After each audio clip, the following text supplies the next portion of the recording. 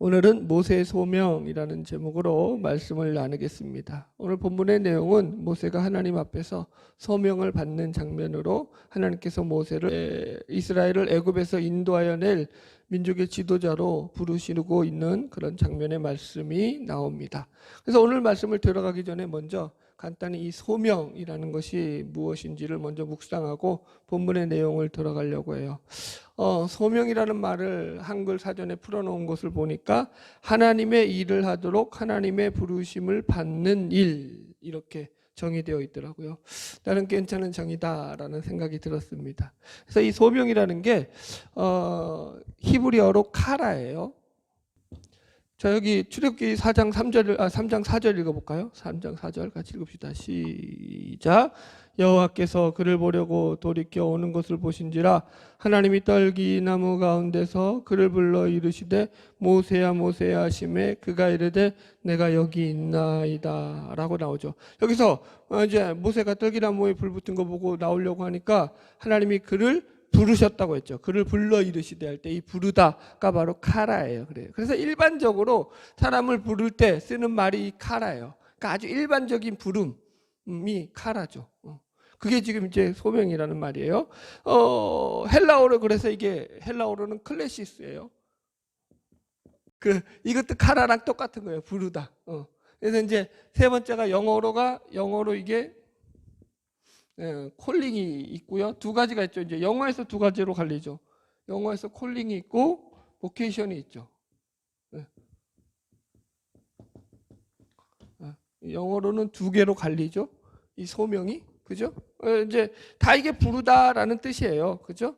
그래서 그런데 영어에서 보케이션은 원래 직업이라는 말이거든요. 근데 이게 이제 원어가 라틴어 보카치오에서 나온 말인데 그게 이제 신의 부르심을 말하는 거예요. 부르심. 그러니까 신의 부르심을 직업이라고 이제 서양에서 그렇게 번역을 한 거예요. 왜 그러면 신의 부르심을 직업이라고 번역을 했느냐 하면은 영어권에서는 기독교 문화의 이 뿌리가 있기 때문에 그 문화적인 것을 가지고 언어 속에서도 그들이 다니는 직장과 직업을 이것도 하나님이 주신 소명이다라고 이렇게 해석을 했다고 이제 볼 수 있는 거죠. 그래서 소명은 크게 두 가지로 구분을 합니다. 개인적 소명과 사회적 소명.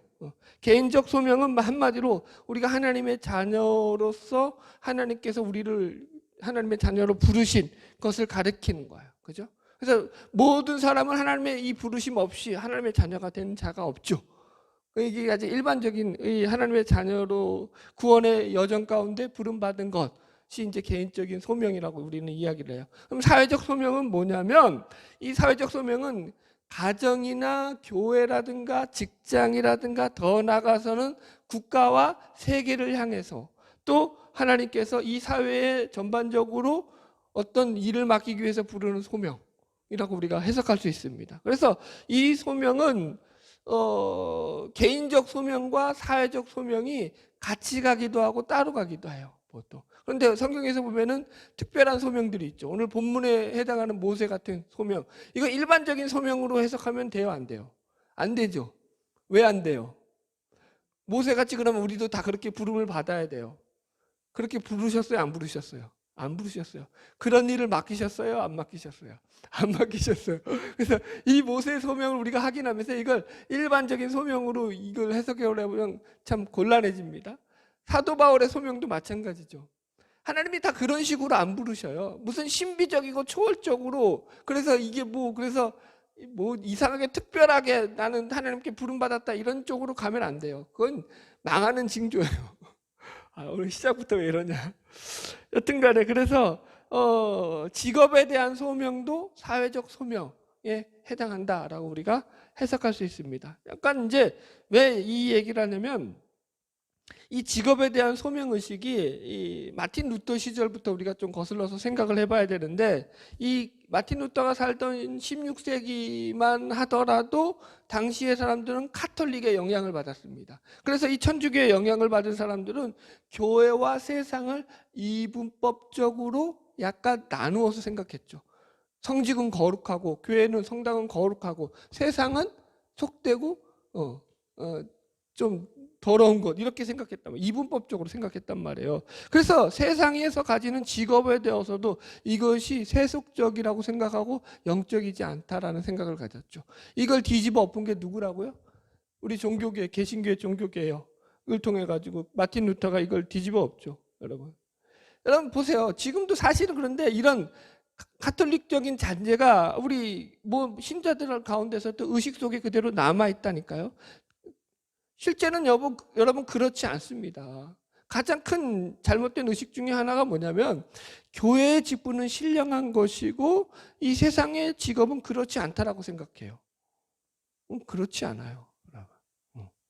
이제 설명을 좀 해드릴게요. 여튼 그래서 마틴 루터는 직업을 세속적이고 영적이지 않다고 주장하는 무리들의 반대에서 세속적인 직업들 속에서도 얼마든지 영적인 중요성을 지닐 수 있다라고 주장했습니다. 그래서 마틴 루터가 이 소명이라는 것을 어떻게 말하냐면 생산적인 어떤 일에도 적용될 수 있으며 자신의 일을 열심히 수행함으로써 신을 기쁘게 하고 인류의 복지 향상에 기여하는 것은 소명이 될 수 있다라고 이야기를 합니다.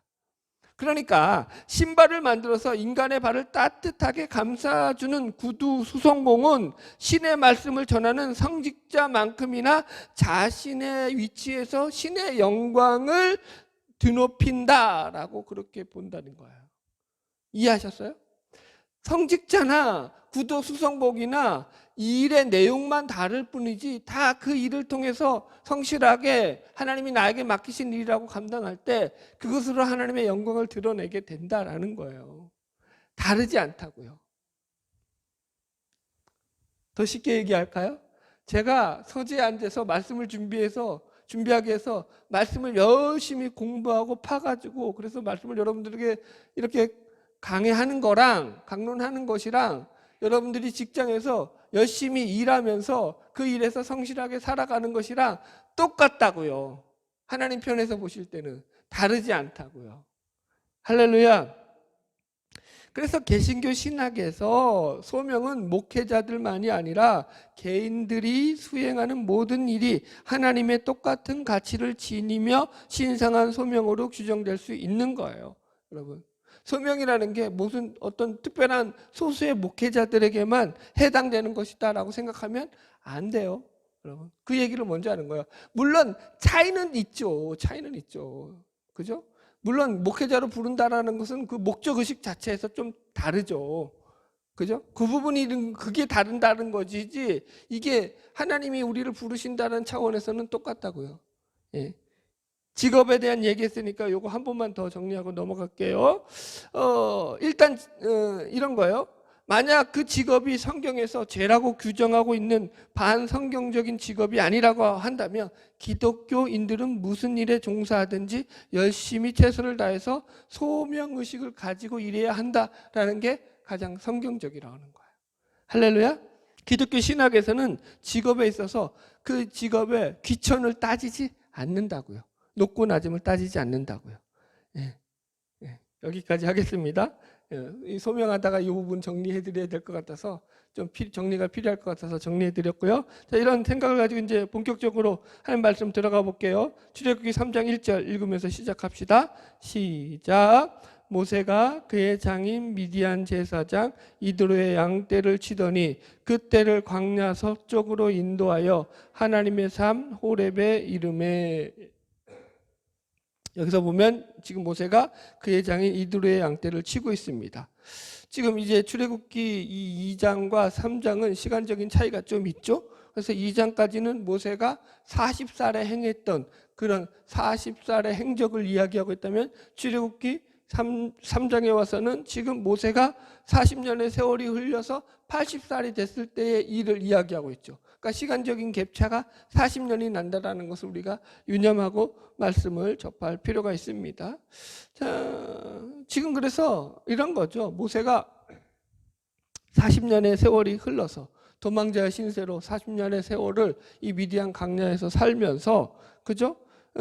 두메산골에 순박한 그런 노인으로 늙어가고 있더라는 거죠. 우리도 그렇잖아요. 이 도시 노인과 시골 노인은 좀 차이가 있죠. 그죠? 시골 노인이 더 늙어 보여요. 왜냐하면 햇빛에 더 많이 그을려서 더 많이 밭일을 하고 논일을 해서 그런지 몰라도 시골의 노인들은 좀 더 나이에 비해서 더 늙어 보이죠.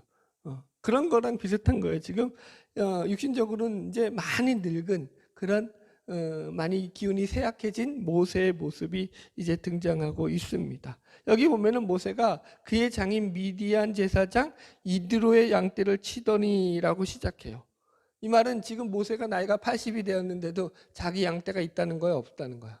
없었다라는 거예요. 그죠? 그러니까 장인의 양떼를 몰고 치면서 살았던 삶이라는 거죠. 장인 집에 얹혀 살고 있었다, 이 얘기가 되는 거예요. 20년 동안에 장인 집에서 종처럼 살았던 야곱의 모습이 떠오르지 않습니까?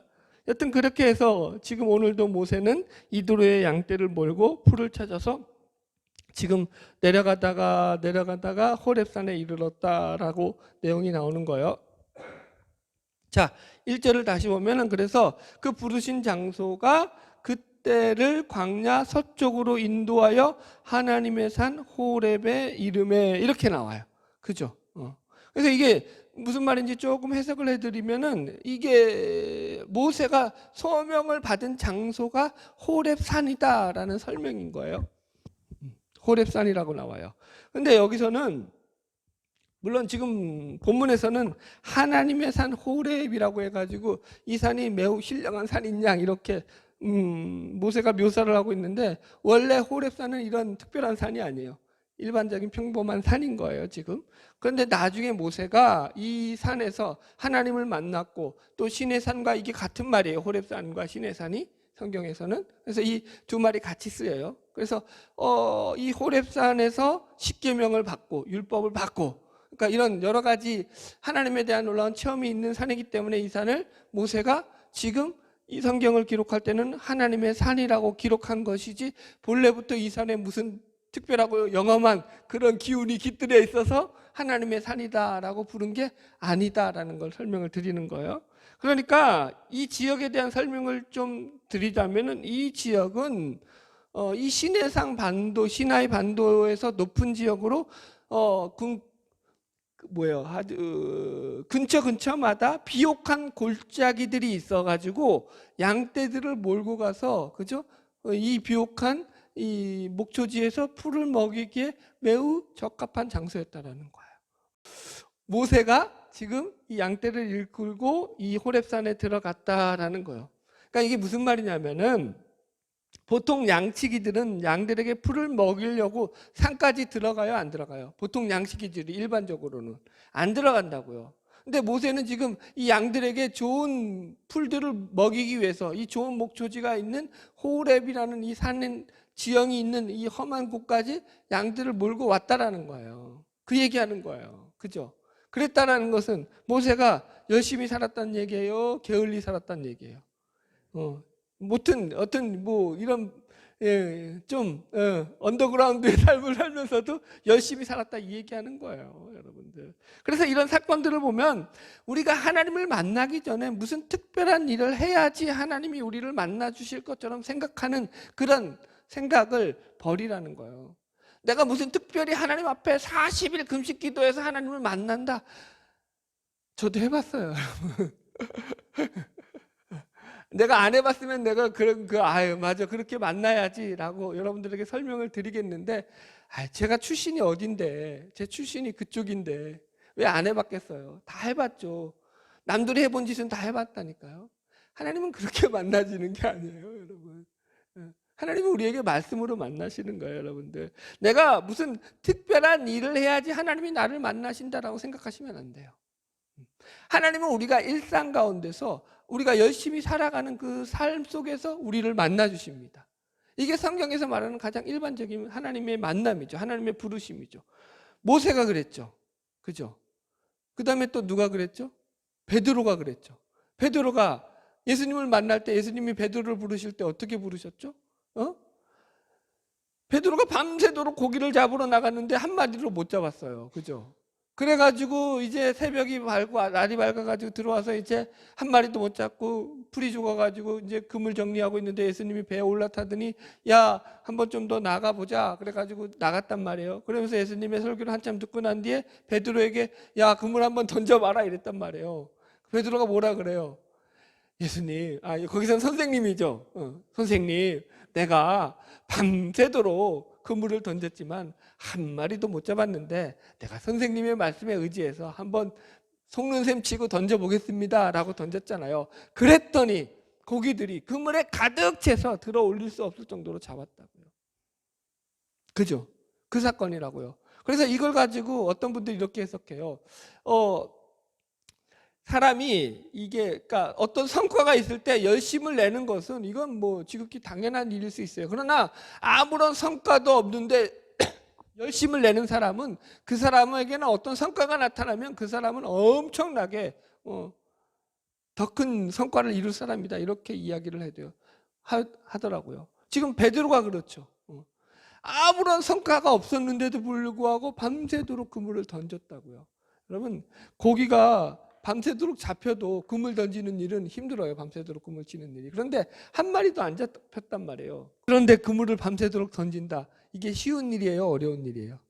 어려운 일이라고요. 베드로도 그러니까 다른 말로 하면 열심히 살았다고요. 이게 가장 하나님이 우리에게 주신 가장 기본적인 우리 인간에게 주신 그 하나님의 성품이라고요. 하나님의 성품을 가진 자들은 열심히 살아요. 열심히. 다윗은 안 그랬나요? 다윗은 사무엘에게 부름받기 전에 이새가 그죠? 다윗에게 그러니까 또 아들 없냐고 사무엘이 물어보니까 이새가 뭐라고 말하죠? 사무엘에게 우리 망둥이가 있는데 이 망둥이는 저기 들에서 지금도 양치고 있어요. 그죠? 양치다가 부름받았다니까요. 다 여튼간에 그렇죠.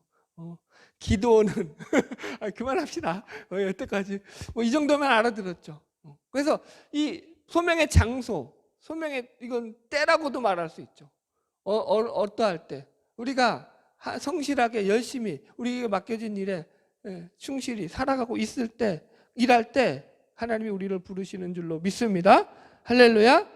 그러므로 여러분들 모든 일을 할 때 우리가 맡겨진 일에 열심히 하세요. 그냥 실패하더라도 뭐 그거 뭐 두려워하지 말고 그냥 하나님 앞에 열심히 맡고 나가는 거예요. 여러분들 우리가 그렇잖아요. 제가 참 많은 실패를 겪어 보았습니다. 그런데 감사한 것은 그런 실패가 있고 좌절이 있다고 할지라도 때론 게으름을 피우기도 했고 때론 늦장을 부리기도 했지만 그렇다고 해서 한 번도 주님께서 나에게 주신 이 길을 벗어나려고 했던 적은 없어요. 내 손에서 이 일에 대해서 한 번도 손을 놓아 보았던 적은 제 기억에 없습니다. 죽이 되든 밥이 되든 계속 이 길을 왔어요. 신기하게도 하나님 앞에서. 그래서 그러다 보니까 어떤 일이 있었냐면 이런 방법도 찾아보고 저런 방법도 찾아보고 여기저기 좋은 것이 뭐가 더 좋은 게 있나 그죠? 기웃거려도 보고 왜 안 될까 이것저것 생각하면서 참으로 어떻게 보면은 그때는 많은 시간을 괴로운 상태로 보냈다고 해야 되겠죠. 괴롭죠 마음이. 실패하는데 좋을 리가 없죠. 그런 시간들을 꽤 길게 제가 보내왔습니다. 그런데 지금 돌아보면은 그런 시간들이 쌓이고 쌓여서 하나님께서 지금의 나를 만들어 주셨다라는 생각을 해요. 그런 시간들이 없었다면은 제가 하나님 앞에서 이 성경을 해석하는 눈이 제 나름대로 띄어질 리가 만무했다니까요. 하나님이 그런 눈을 저에게 주시더라니까요. 그러니까 하나님은 제가 실패하는 그 과정들을 통해서도 저를 빚어가고 계시더라라는 게 제 신앙 고백인 거예요. 마찬가지라니까요. 저만 그러겠어요? 여러분들도 마찬가지라고요. 하나님은 우리의 실패를 통해서도 넉넉히 하나님은 우리를 빚어가시는 분이심을 믿으시고 여러분 놓지 마시고 그냥 맡겨주셨으면 그냥 실패하더라도 가는 거예요. 가다 보면 언젠가 하나님의 길이 열리겠죠. 할렐루야. 나는 죽어라고 하는 것 같은데 열심히 뛴 것 같은데 그러면 한 10걸음 20걸음 앞서 있어야 되는데 고작 뒤돌아보면 반 걸음 정도 더 와 있더라는 거지. 그럴 때가 늘 많았다라는 거예요. 그런데 그게 이제는 실망이 안 되더라고요. 왜요? 하나님께서 그것을 통해서도 여전히 나를 지금 일하시고 나를 통해서 일하시고 계시다는 것을 제가 확신하니까 뭐 근데 뭐 불만이 없는 거예요. 거기에 대해서 이제는 뭐 천천히 가면 어때? 내가 하나님의 방향으로 가고 있는데. 집사람들 똑같아요. 우리가 천천히 가면 어때? 하나님의 방향으로 가고 있는데. 그걸로 가는 게 중요한 거지. 할렐루야. 예, 여기까지 하겠습니다. 자, 2절 계속 진도 나갑시다. 말씀 볼까요? 2절 시작. 여호와의 사자가 떨기나무 가운데로부터 나오는 불꽃 안에서 그에게 나타나시니라. 그가 보니 떨기나무에 불이 붙었으나 그 떨기나무가 사라지지 아니하는지라. 예, 이제 특별한 아주 모습이 나타나죠. 떨기나무에 불이 붙었어요. 불꽃이 붙었는데 그게 떨기나무가 그러면 다 타서 사라져야 되는데 떨기나무는 타지 않고 있더라는 거예요. 그래서 예전에 우리 아들들이 이런 질문을 한 적이 있어요.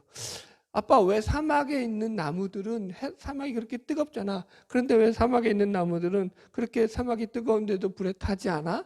그래서 제가 명답을 했죠. 불에 타지 않을 만큼만 뜨겁기 때문이야. 웃기죠. 여튼 지금 그래서 이게 호기심을 발동한 거죠. 모세의 호기심. 불은 났는데 나무는 안 타고 있는 거야. 그러니까 호기심이 생겼죠, 이 모세가. 그래서 이제 그 가경을 구경하려고 돌이켜 이제 거기에 다가가죠. 그러자 이제 3절 드디어 읽읍시다. 시작. 이에 모세가 이르되 내가 돌이켜 가서 이 큰 광경을 보리라. 떨기나무가 어찌하여 타지 아니하는고 하니 그때에 그저 이게 구경하려고 지금 갔다라는 거야. 떨기나무가 타지 아니하는 거라고. 우리는 이것이 이제 뭐 이따가 읽겠지만 4절에서 하나님께서 그 떨기나무 불꽃 가운데 나타나신 모습이었다라는 것을 우리가 확인할 수 있습니다. 그래서 이것을 한마디로 하나님이 떨기나무 불꽃 가운데 나타나신 모습이죠. 그래서 이게 굳이 제목을 붙이자면 소명의 모습. 두 가지 나오죠. 떨기나무와 불꽃, 그죠? 불로 합시다 그냥. 떨기나무 가운데 불꽃으로 나타나신 하나님이시죠, 그죠? 그래서 떨기나무라는 건 뭐예요? 떨기나무라는 거 1차적으로.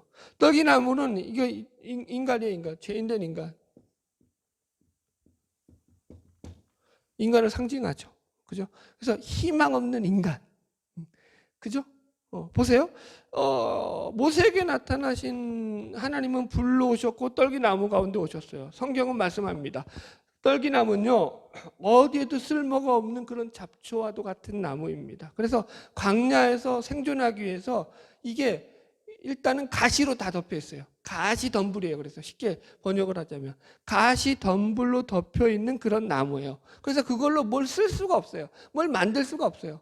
울퉁불퉁하고 가지도 가늘고 그리고 또 가시가 덤불로 멀뿌 있어서 그러니까 쓸모가 아무짝에도 없는 거예요. 그렇죠? 여러분 지금 그래서 이 떨기나무는 1차적으로 희망이 없는 인생을 상징하는 거예요. 그러면서 좀 더 구체적으로 들어가면 희망 없이 살아가고 있는 모세 자신을 상징하죠. 그죠? 모세 자신을 상징하는 거예요. 모세 자신. 그죠? 지금 모세가 이런 떨기나무의 모습으로 지금 살아가고 있잖아요. 여러분 그러면서도 이 떨기나무는 좀 더 진행시키자면은 바로 애굽에서 무수한 고난을 받고 있는 이스라엘 백성들을 상징하죠. 가시로 인해 가지고 그죠? 계속적으로 고통을 받고 있죠. 무수한 가시가 그들을 찌르고 있죠. 그래서 이런 거예요. 우리의 삶도 그렇잖아요, 여러분들. 무수한 가시들이 우리 안에 나와 있고 우리 밖에 나와 있어서 그 가시로 우리가 남들을 찌르기도 하고 그 가시에 우리가 찔리기도 하죠. 마치 이런 인생을 살죠. 그래서 하나님 없는 죄인된 인생, 인간들의 모습이 바로 이 떨기나무 같은 모습이죠. 지금 그 얘기하는 거예요. 모세 자신의 인생이기도 있고요. 하나님 없는 인생은요, 잡초 같은 인생이에요. 거기 아무 소망이 없고 희망이 없는 거죠. 가시밖에 없죠. 독밖에 없죠. 안 그래요? 여러분들? 남아있는 건 독밖에 없다니까요. 하나님이 없는 인생들은요, 그 인생이 남들과 비교하고 남들을 비난하고 남들을 깎아내려서 자신들을 치켜 세우기에 바쁘다고요. 안 그래요? 우리는 안 그렇다고요. 이게 다르다고요. 남들과 비교해서 자기를 만들어내지 않는다고요. 우리 안에서 생산돼 나온다고요. 생명력이. 그래서 우리를 살린다고요.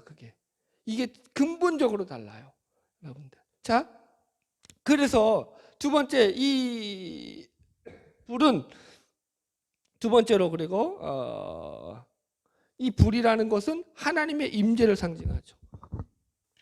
그래서 이 불은 하나님의 불이고 소명의 불이기도 하죠. 그죠? 하나님의 그 불 가운데 임재함으로. 자, 이제 여기서 우리가 확인할 게 뭐냐면, 이 하나님의 불이 지금 모세에게 지금 임했다라는 거예요. 자, 그런데 이걸 잘 보시면 이게 어떻게 지금 우리가 이 본문에서 상황을 그려볼 수 있냐면, 사실은 지금 모세 자신은 자신에게 있는 이 야망의 불이 꺼져 있는 상태예요. 그죠? 자신에게 있는 야망과 야심의 불이 꺼져 있는 이 상태에서 하나님이 그 불로서 지금 모세에게 찾아가고 있는 거예요. 그죠? 우리도 마찬가지예요. 사명은 마치 일이잖아요. 일. 사명이라는 건 일이에요. 사명으로 가기 위해서는 뭐가 있어야 돼요? 에너지가 있어야죠. 일을 하려면 에너지가 있어야 되잖아요. 그러니까 그 에너지가 소명이라고요.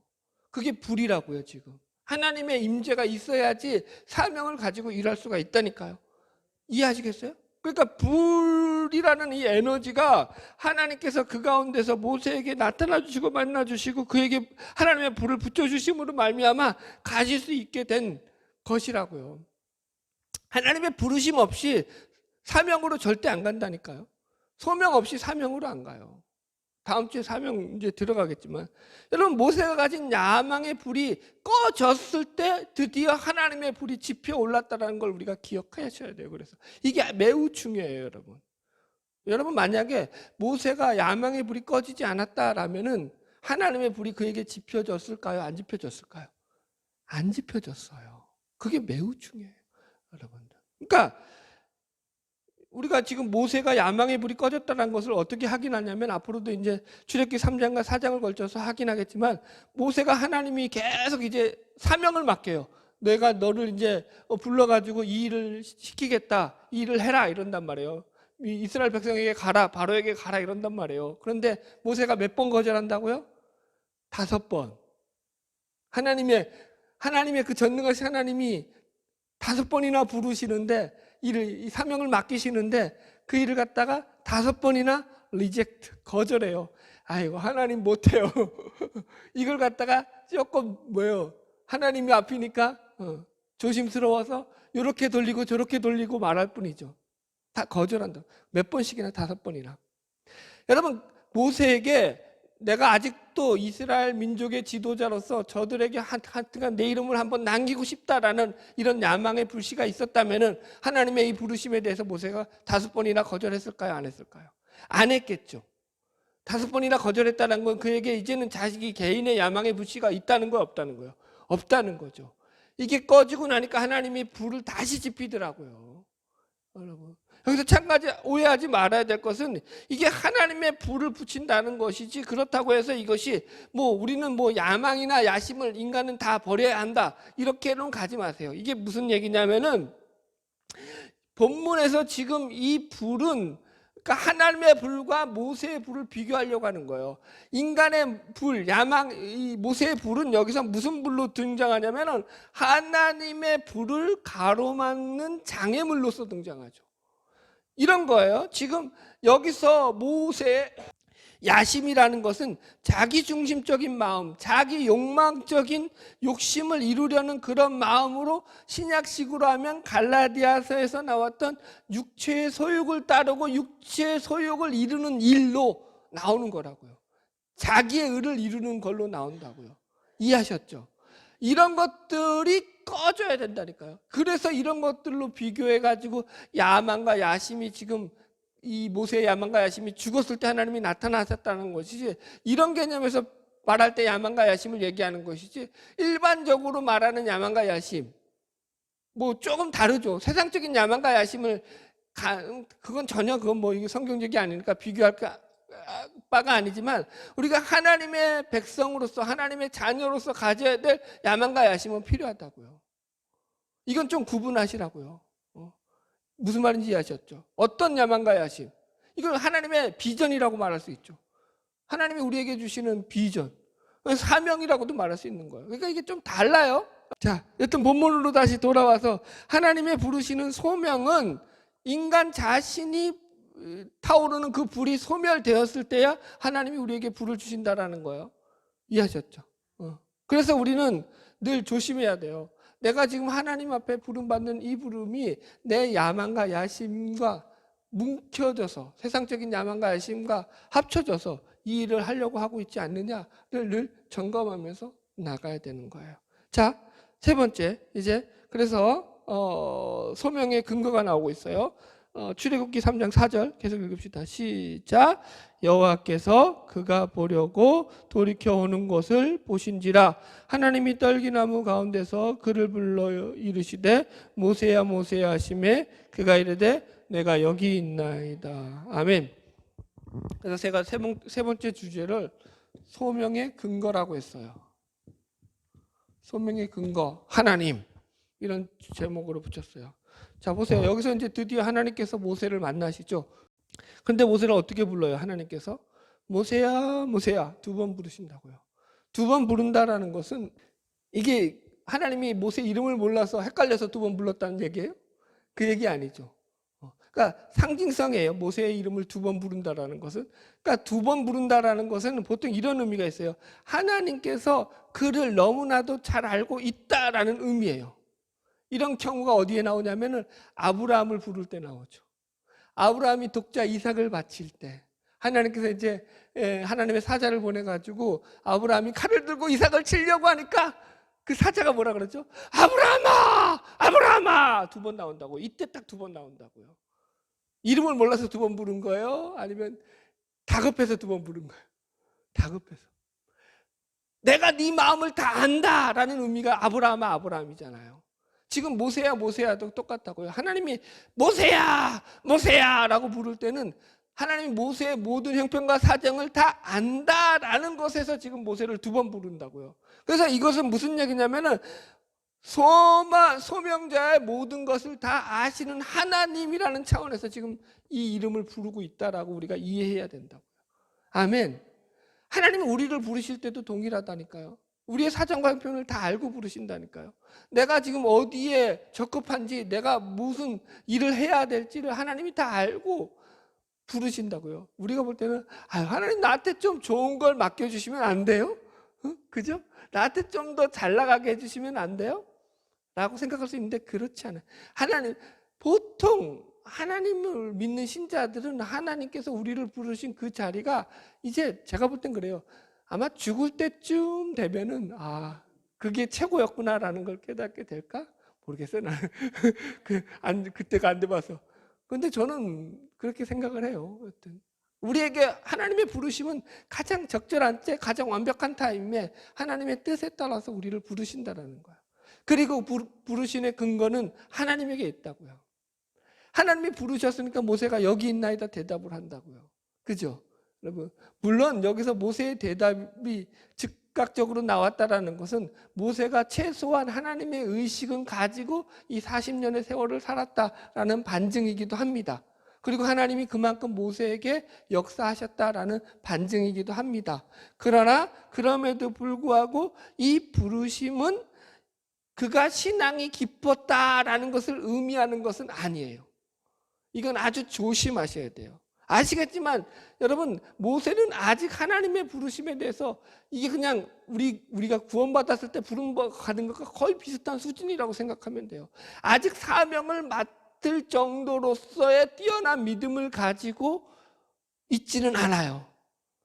나중에 살피겠지만 5번이나 거절했는데 믿음이 있으면 그러면 안 되잖아요. 여러분, 무슨 말인지 이해하시겠죠? 여러분, 그러니까 아직까지 모세가 그렇게 일단은 이 하나님의 부르심에 대해서 이 하나님 앞에 이렇게 응답했다라는 것으로 그가 최소한의 하나님 의식은 가지고 있었다라는 정도로만 우리가 해석을 해야 돼요. 사실은 그런데 이것도 엄청난 일이죠.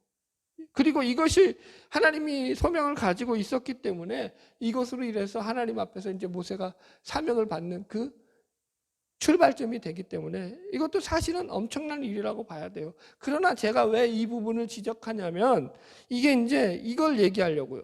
현 시대의 이 소명에 대한 잘못된 이해를 좀 배격하기 위해서 이 이야기를 드리는 거예요. 자, 보세요. 많은 분들은 이런 얘기를 들으면 신비적으로 간다고요. 하나님이 모세를 불러서 모세야 모세야. 그래서 그 귀에 생생하게 들렸어. 모세 그리고 하나님 앞에 응답했어. 우리 마찬가지로 오늘날에도 이런 본문의 말씀 같은 걸 가지고 내가 무슨 하나님의 말씀이 내 귀에 생생하게 들려서 하나님이 나에게 내 귀에 쩌렁쩌렁 울리게 쟁쟁하게 아무개야 아무개야 내가 너를 사랑한다. 그렇게 부름받아서 내가 지금 하나님의 종이 되었다로 가지 말라고요. 여러분 조심하셔야 돼요. 물론 그런 분들도 계시는데 제가 알기로는 그런 분들은 아주 극소수에 불과해요. 대부분은 하나님이 그렇게 안 부르셔요.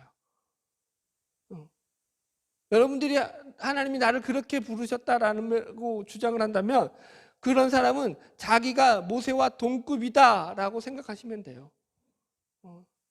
대단하신 거죠, 뭐 그러면 할 말 다 했어. 그럼 내가 뭐 그분 앞에서는 나는 뭐 꼬리를 내릴게요. 여러분 지금 모세는 어떻게 보면 제가 얘기했죠. 하나님의 특별한 사명을 맡기시기 위해서 특별한 종으로 부르고 있는 특별한 케이스라고요. 이걸 일반적인 케이스로 보면 안 돼요. 그러려면은 보세요. 만약에 이게 일반적인 케이스라면 출애굽기에 200만이나 되는 이스라엘 백성들을 하나님께서 다 구원해 주시려고 부르셨으니까 다 그런 부름의 내용들이 있어야 될 거 아니에요. 하나라도 모세 말고 부른다는, 하나님이 이렇게 모세를 부르듯이 불렀다는 내용이 나와요, 안 나와요? 하나라도 나와요, 안 나와요? 모세 말고 나와요, 안 나와요? 안 나오죠. 분명하죠. 아론도 안 나온다니까요. 그냥 아론도 하나님이 부른 내용은 안 나오고 야 너 그냥 모세 만나러 가라가 하나님과 아론의 첫 대화의 시작이라고요. 이해하시겠어요? 특별한 이런 부름을, 신비적인 이런 것을 갖다가 빠지지 말라고, 잘못 갈 확률이 훨씬 더 높다고요. 여러분 우리는 다 하나님께 부름을 받았다고요. 여러분 어떻게 불렀는지 그게 그러니까 이게 인간이 가진 죄성이에요. 자기의 확신, 구원파들처럼, 구원의 확신처럼 언제 구원받았습니까? 맨날 며칠 구원받았습니까? 그것으로 마치 구원받은 것이냐? 인간들이 자기 확신을 가져서 자기 우월감을 가지려고 하고 자기 소명의식을 가져가지고 나는 이렇게 특별하게 하나님을 불렀다. 나만 영적으로 하나님 앞에 이렇게 특별한 음성을 들었다. 이렇게 가서 여러분 그건 하나님이 부르시는 종의 모습이 아니라고요. 다르다고요. 그 귀에 대고 형이야 너는 내가 불렀다 이렇게 안 하셔요. 여러분 하나님의, 여러분들 제가 하나님의 부름을 받았다는 명확한 증거가 뭐죠? 저는 목적의식이나 목표의식이 바뀌지가 않는다고요. 이 길을 가는 데 있어서. 내가 이 길을 가는 데 있어서 다른 걸 무엇을 한들 이것보다 더 큰 기쁨과 행복을 누릴 거라고 저는 전혀 한 번도 생각해 본 적이 없다고요. 물론 하고 싶은 건 많아요. 목사만 아니더라도 이것저것 해보고 싶은 거 엄청 많아요. 저도 호기심이 많아가지고. 그런데 아무리 생각해도 이거보다 더 가치 있고 의미 있고 내 삶이 보람되고 기쁘고 행복한 삶은 없더라가 이 길을 가는 동안에 저한테 계속적으로 제 안에서 생겨나는 마음이에요. 제가 품는 거예요? 하나님이 주신 거예요? 하나님이 주신 것이라. 그게 소명이라고요. 부름받은 자의 모습이라고요. 그래서 이걸 뭐로 안 바꾼다니까요. 저도 여러분들이 부름받았다는 걸 제가 100% 확신해요. 제가 뭘로 할 수 있을까요? 여러분들이 부름받지 않고는 여기 나와서 이런 설교를 듣고 있을 사람이 없어. 제가 볼 때 하나님이 여러분들을 얼마나 사랑하시는지 몰라요. 여러분 교회 나와서 하나님의 말씀을 듣고 예배 드린다는 것 자체가 부름받아라는 가장 큰 강력한 증거라고요. 여러분 그죠? 여러분 지금 TV 보고 드라마 보고 히입거리고 그게 훨씬 더 재밌다고요. 세상은 다르다니까. 우리는 세상과 재미가 다르다니까. 세상은 놀고 먹고 여행 가고 뭐가 있어요? 또 북치고 장구치고 춤추고 노래하고 이게 좋다니까. 우리는 뭐가 좋은 거예요? 예수가 좋고 말씀이 좋고 기도가 좋고 찬양이 좋고 이게 전혀 다르다. 길 자체가 아예 다르다니까요. 보는 눈이 아예 다르다니까. 정리합시다. 오늘 세 가지 얘기했습니다. 모세의 소명을 통해서 우리가 확인했어요. 호렙산에서 부르셨다라는 거, 그죠? 이게 하나님의 부르심의 일반적인 모습이에요. 이거는 사실은 누구나 열심으로 현실 속에서 살아갈 때 하나님은 그 자리에서 우리를 부르신다라는 거. 두 번째로 그 다음에 이 소명의 모습, 떨기나무 불꽃 가운데서 나타나셔서 그를 부르셨다라는 거야. 그러니까 우리가 우리의 정욕과 우리의 욕심과 우리의 야망이 꺾어졌을 때 하나님은 거기에 우리를 부르신다고요. 하나님의 자녀로 부르신다고요. 그래서 하나님의 불을 우리에게 지펴 주신다고요. 하나님의 성령의 불이 우리 가운데 불 붙여 일어난다고요. 모세에게 야망이 살아있다면 하나님은 그를 안 부르셨다고요. 이게 너무 중요한 포인트죠. 마지막 세 번째는 부름의 근거, 소명의 근거가 하나님께 있다라는 거예요. 하나님이 모세야 부르신다니까요. 알고 부르셨다니까요. 우리들도 마찬가지라니까요. 여러분, 우리가 잘나서 부르고 자격이 돼서 부른 건 아니라고요. 하나님 우리를 그런데 너무나 잘 하셔요. 우리가 잘난 거 없고 자격이 안 되는 걸 너무나 잘 하시는데 우리를 너무나 사랑하신다는 거예요. 그러니까 놀라운 거죠. 기가 막힌 거죠. 그래서 매일마다 감사하는 거죠. 이게 신자가 가진 기쁨 아니겠어요? 이 비밀 아니겠어요? 우리가 누리는 이 하나님에 대한 그 감사와 감격을 놓치지 말고 살아가라는 거예요. 바라기는 이 소명 가운데서 우리가 날마다 기쁨 가운데 살아가는 자들임을 잊지 마시고 세상에서 힘의 사람으로 승리하시기를 주의 이름으로 축복합니다. 기도하겠습니다.